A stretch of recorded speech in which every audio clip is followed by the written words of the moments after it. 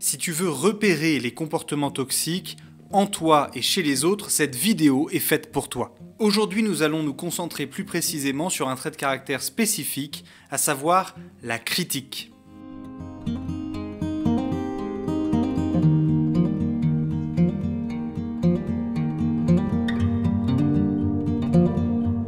Alors attention, j'en vois déjà qui vont venir et qui vont me dire « mais la critique elle n'est pas forcément toxique, ce serait une réduction de faire ça, etc. » C'est vrai que c'est un certain type de critique que nous allons envisager comme comportement toxique. Mais ne vous en faites pas, vous allez vous rendre compte tout de suite de ce que c'est. La critique que l'on va envisager, c'est le fait d'émettre un jugement négatif sur une action, un comportement, une personne, dans le seul but d'émettre ce jugement.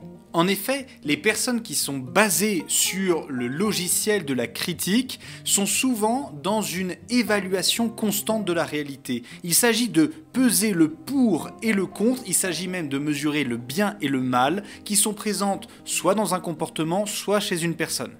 Et la focalisation de ces personnes va se faire sur le négatif. Et donc elles vont constamment dire le négatif. Ainsi, ces personnes vont incarner l'étymologie du mot critique, qui vient du grec kritikos, qui signifie capable de discernement, donc ça c'est plutôt bon, mais aussi jugement. Et voici où intervient la dimension toxique de ce comportement. Ça se situe dans le jugement posé sur l'élément négatif observé et décrié.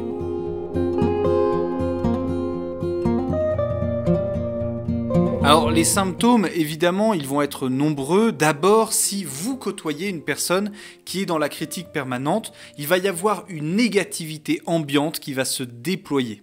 Cette négativité ambiante, elle est due en partie au fait que nos paroles ont un impact très fort sur l'ambiance dans laquelle nous évoluons.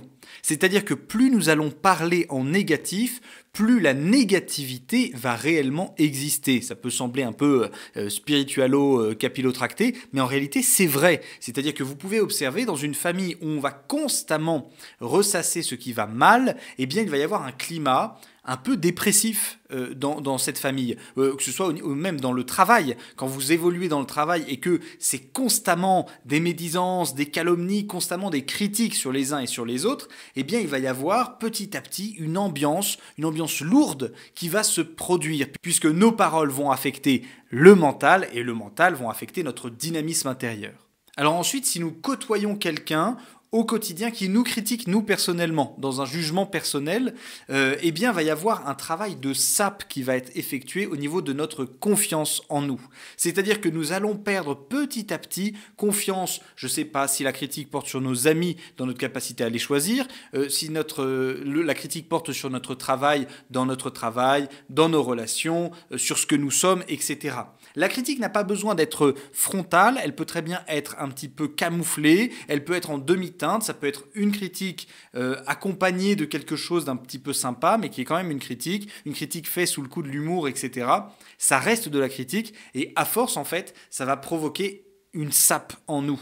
Et petit à petit, notre dynamisme intérieur va s'en trouver affecté. S'il y a en plus une relation privilégiée avec la personne ou de nature un petit peu particulière, exemple un patron avec son employé, un parent avec son enfant, ça peut être aussi des conjoints entre eux, ça peut être des amis très forts, ça peut être un maître, un disciple, bref, ça peut être dès lors que la relation est un petit peu déjà marquée ou connotée, eh bien ça va entraîner une volonté chez la personne qui a été critiquée en permanence, une volonté d'atteindre une perfection qui est malheureusement inatteignable. Le but va être d'échapper à cette critique, sauf que malheureusement, les personnes parfaites, ça n'existe pas. Et donc, il y aura forcément une critique possible. Mais même un petit peu plus pervers que ça, le but étant de correspondre aux attentes de l'autre pour ne plus subir ces critiques, eh bien, on va en venir à nier certaines parties de nous-mêmes ou des dynamismes intérieurs qui nous correspondent et malheureusement, cela va affecter notre capacité vitale.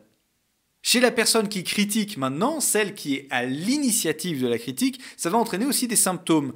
Premièrement, ça va entraîner un soupçon permanent sur les choses. Dès lors que j'affûte mon intelligence pour voir le négatif et pour tout le temps essayer de le distinguer, eh bien, mon intelligence va être de plus en plus puissante pour le voir. Et elle ne va finir que par voir ce genre de choses. Représentez-vous la chose, c'est comme si vous aviez un schéma mental qui s'appliquait, une grille mentale qui s'appliquait en permanence sur la réalité. On peut l'observer, vous savez, dans certaines personnes qui deviennent quasiment paranoïaques. Eh bien, ces personnes quasiment paranoïaques vont voir le mal partout, vont le soupçonner. Et dès lors qu'elles vont le soupçonner, dans leur esprit, il devient réel. Et donc, on va attendre les personnes au tournant de telle sorte que lorsqu'elles vont chuter, lorsqu'elles vont ne plus être parfaites, eh bien, on va pouvoir leur tomber dessus en leur disant « Tu vois, je savais que cette personne, elle n'était pas fiable ». C'est une petite parenthèse, mais c'est un petit point de vigilance que j'aimerais dire, c'est que la question des perversions narcissiques, la question du comportement toxique peut devenir un schéma. On peut finalement voir dans tous les comportements quelque chose de toxique. Or, le but, justement, lorsque l'on repère ce genre de choses, c'est d'essayer d'aller vers le bien et non pas essayer de scanner en permanence la plupart des personnes qui vont avoir un comportement toxique. Parce que malheureusement, dans notre société, il y en a de plus en plus et ce n'est pas de leur faute. Ce soupçon permanent, il est évidemment épuisant pour la personne qui est à l'initiative de la critique, et ça va entraîner aussi une grande négativité dans son regard, dans son appréciation du monde. Et donc le monde va devenir de plus en plus terrible, de plus en plus mauvais, de plus en plus vicieux.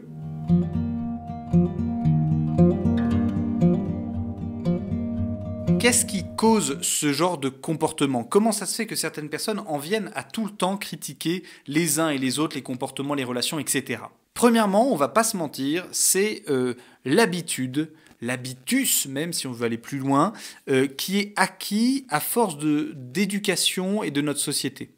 La société française particulièrement est très très attentive à ce qui peut être négatif. Notre pédagogie est basée sur l'erreur, c'est-à-dire que nous commençons avec une perfection à 20 sur 20 et à chaque erreur nous allons perdre des points petit à petit jusqu'à virer notre capital entre guillemets. Et donc on va avoir tendance à pointer beaucoup plus facilement les insuffisances. Qu'est-ce qui a manqué dans ce travail-là ? Pourquoi n'as-tu pas eu 20 ? C'est-à-dire la critique, elle commence là, vous voyez. C'est-à-dire dès lors qu'on n'a pas eu 20. Donc finalement, on va pointer quel est l'endroit où nous n'avons pas été parfaits. Il y a d'autres pédagogies qui vont avoir tendance à valoriser le positif, à montrer aussi les acquis que la personne peut avoir, à montrer non pas ses insuffisances, mais ses capacités. Et cette habitude-là, nous l'avons intégrée bien malgré nous, c'est-à-dire dans notre famille, à l'école, dans nos relations, etc. Eh bien, être attentif à l'insuffisance et à toujours devoir montrer que nous sommes parfaits. C'est une habitude et malheureusement, ça va entraîner, par effet de contraste, une acuité de notre intelligence pour voir ce qui ne va pas, pour voir quel est le mal et une capacité à le juger. Une deuxième raison possible à ce comportement, c'est une mise à distance pour se protéger. Ça peut sembler complètement contre-intuitif, mais les personnes qui en fait sont capables de voir très facilement où est le mal, eh bien c'est des personnes qui en fait veulent le mettre à distance. Le mal ne nous est pas naturel, c'est-à-dire que lorsqu'on a une expérience négative, notre mémoire va la retenir plus facilement qu'une expérience positive. C'est lié à notre évolution, il fallait bien que nous apprenions d'une certaine manière, et donc l'expérience négative reste plus facilement dans notre mémoire. C'est comme ça. Sauf qu'il y a des mots qui sont insupportables, qui ont été vécus une fois et on ne veut plus les vivre une deuxième fois. Alors l'intelligence se met en alerte et se met à repérer avec un radar tout ce qui pourrait être négatif et ce qui pourrait être vécu comme terrible par la personne. Ainsi, dès que la personne a repéré un danger potentiel, une faille, une insuffisance, une défaillance chez la personne, elle va le nommer pour être capable à la fois de la mettre à distance et en même temps de la contrôler. C'est-à-dire que quelque chose est mis dans une espèce de rationalisation et donc on peut la contrôler, la mettre à distance. Ainsi, des personnes qui peuvent critiquer, qui peuvent juger en permanence, parfois, c'est des personnes qui ont été profondément déçues par la société, par le monde ambiant. Parfois. La troisième raison est davantage psychologique et en fait, elle touche au fait que une personne qui juge en permanence les autres, c'est peut-être qu'elle se juge énormément elle-même. C'est possible en fait. C'est possible que le jugement posé sur elle-même est tellement insupportable qu'il déborde sur les autres. Et donc, on se met à repérer tous les points négatifs que l'on va voir chez les autres et aussi chez soi. Donc ça fait des personnes qui sont malheureusement tristes avec elles-mêmes et tristes avec les autres. Quatrième raison, donc là on arrive à ce qui s'approche du vice, hein, c'est la personne est très critique parce qu'elle est jalouse. Et oui, il y a des personnes qui sont comme ça, c'est-à-dire des personnes qui, lorsqu'elles vont voir quelque chose de positif, de bien, mais qui n'est pas elles, qui ne vient pas d'elles, elles vont le descendre, elles vont le critiquer, elles vont avoir tendance à le juger, à le rabaisser. Hein. C'est possible, la jalousie peut être un moteur de la critique jugeante. Cinquième raison, et alors là on touche à quelque chose qui est quasiment proche de la pathologie, mais qui est de l'ordre d'un véritable vice, c'est le sadisme. Il y a des personnes qui critiquent, qui détruisent par leurs paroles jugeantes, par plaisir, hein, pour imposer leur force, par jouissance d'eux-mêmes, etc. Et ça se produit, hein, c'est parfaitement possible.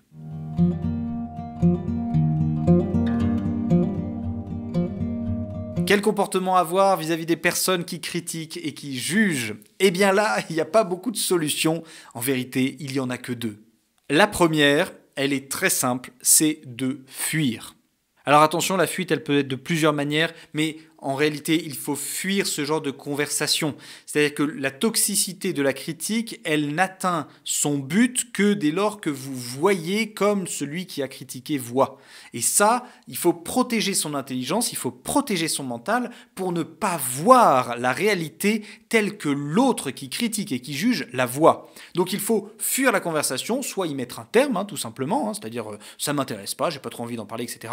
Soit fuir physiquement la conversation, soit à un moment la stopper, mais de manière beaucoup plus ferme que cela. Hein, c'est-à-dire que là, malheureusement, on doit rentrer en conflit. Hein, malheureusement, quand on doit fuir, quand on doit arrêter, c'est-à-dire que on dit, voilà, cette vision, je ne veux pas l'avoir. Je ne veux pas avoir cette vision-là dans ma tête. La deuxième solution, alors là, ça suppose un petit peu plus de force. Il faut être assez bien ancré dans ses baskets pour pouvoir le faire. C'est faire la lumière, c'est-à-dire être capable de renverser la conversation, être capable de confronter la personne qui est en train de critiquer et de juger à ce qu'elle dit réellement. Et alors là, c'est pas forcément facile. En effet, la personne qui juge veut attirer la personne à son jugement ou veut détruire la personne par son jugement. Et donc là, ces deux attitudes en fait que la personne qui juge et qui critique peut avoir, eh bien, il va falloir les traiter de manière différente. Lorsqu'il s'agit d'attirer la personne à son propre jugement, c'est-à-dire qu'une personne va essayer de vous attirer à critiquer, à juger les personnes, eh bien là, il faut défaire le lien qui existe avec la personne en objectivant la conversation, c'est-à-dire en disant « Est-ce que tu te rends compte de ce que tu es en train de dire vis-à-vis de la personne ?» Ou « Est-ce que tu te rends compte de l'effet que cette parole va avoir sur ma manière de voir l'autre ?» Ramener la personne à sa responsabilité, ça fait très mal. Mais paradoxalement, la personne qui voulait vous entraîner dans son jugement, si vous faites cela, eh bien, elle se sentira jugée. Si en revanche vous êtes l'objet du jugement, c'est-à-dire que le jugement ou la critique porte sur vous, alors il faudra faire la lumière sur ce qui est dit, à savoir est-ce que cela est vrai, et ensuite être dans une attitude et même prononcer une parole de non-acceptation du jugement. Ou si on veut être un petit peu plus fin et un petit peu plus sympa, de circonscrire le jugement de la personne à son propre avis, à sa seule opinion.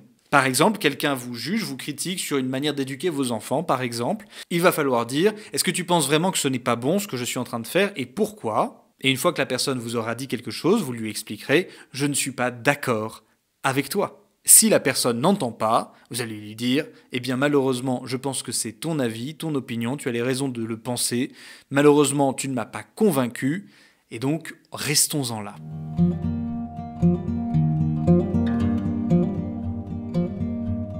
Comment le corriger en soi-même? C'est quelque chose qui est très important. Quand on repère que nous avons une tendance à critiquer, à juger un petit peu trop souvent, même un petit peu trop fort, eh bien c'est très bon de pouvoir le corriger en soi-même.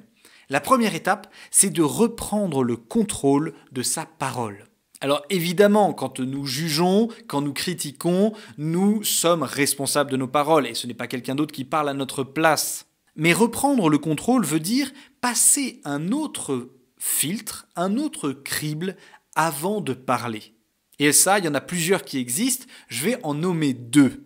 Le premier, c'est l'histoire assez connue des 3 tamis de Socrate. Un tamis, c'est, vous savez, ce dans quoi nous passions la farine pour enlever toutes les impuretés. On laisse que c'est comme un chinois, vous voyez, pour la pâtisserie, etc. Un tamis, c'est pareil, pour trouver de l'or, etc. Bref, on élimine les impuretés pour ne récupérer que ce qui vaut le coup.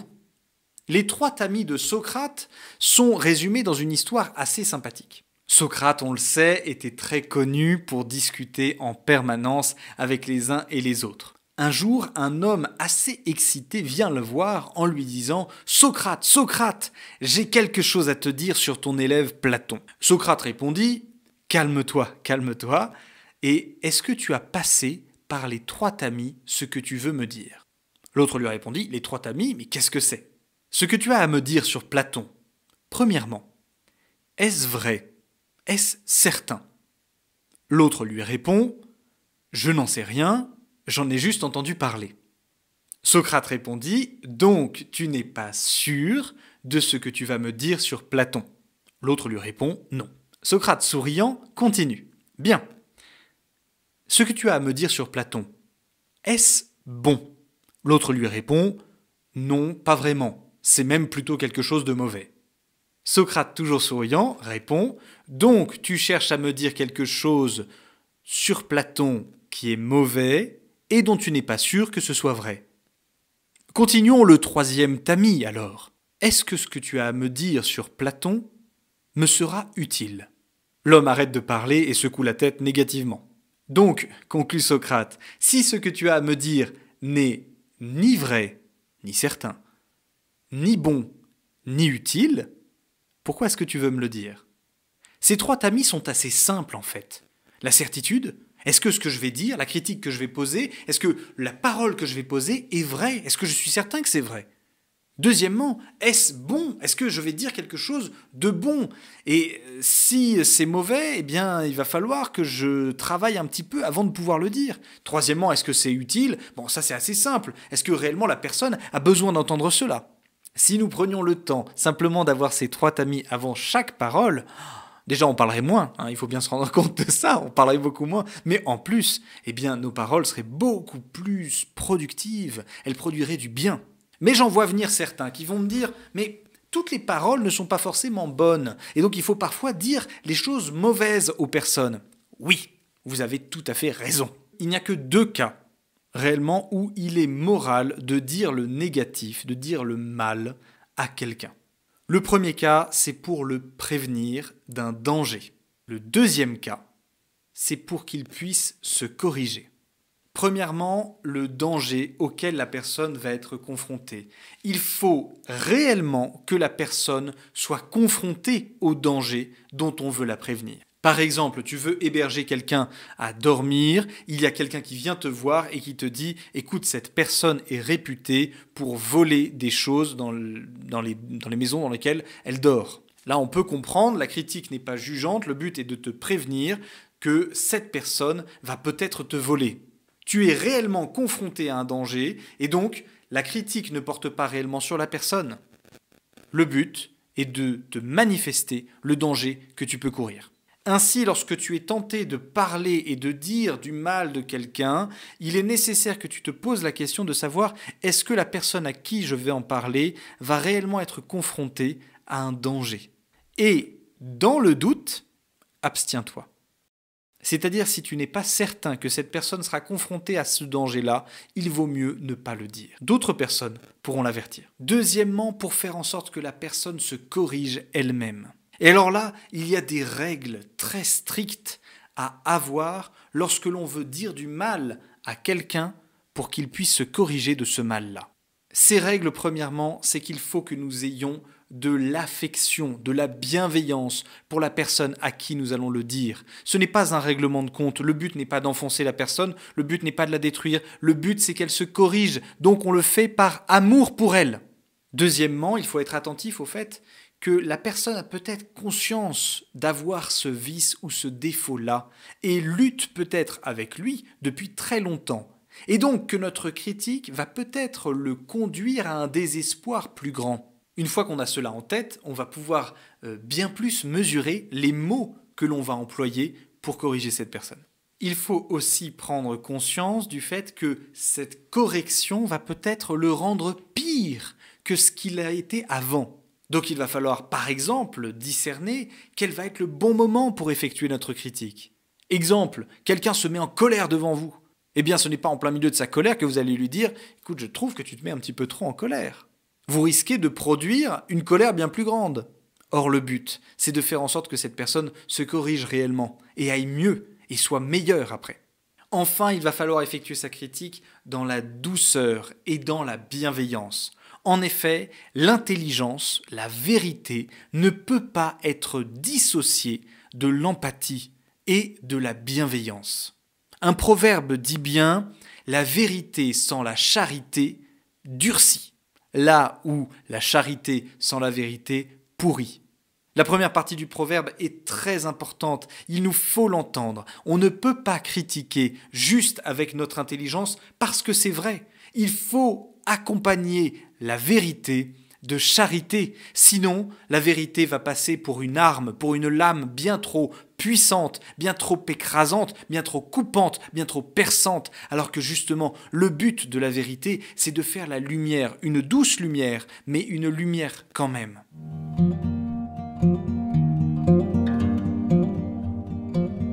Tu peux me mettre en commentaire si toi-même tu as eu des relations qui étaient basées justement sur du jugement et ça a été toxique pour toi, ou même si toi-même tu t'es corrigé de ce vice-là. Pour les autres, pour tous ceux qui lisent les commentaires, c'est très important puisqu'on peut avoir des témoignages de personnes qui s'en sont sorties ou des personnes qui ont réussi à mettre de la distance avec des personnes toxiques. C'est très important, ça permet aussi que des gens qui souffrent puissent être un petit peu tirés vers le haut en se disant « c'est possible ». On se donne rendez-vous pour une prochaine vidéo. Merci de l'avoir visionné et puis à très bientôt.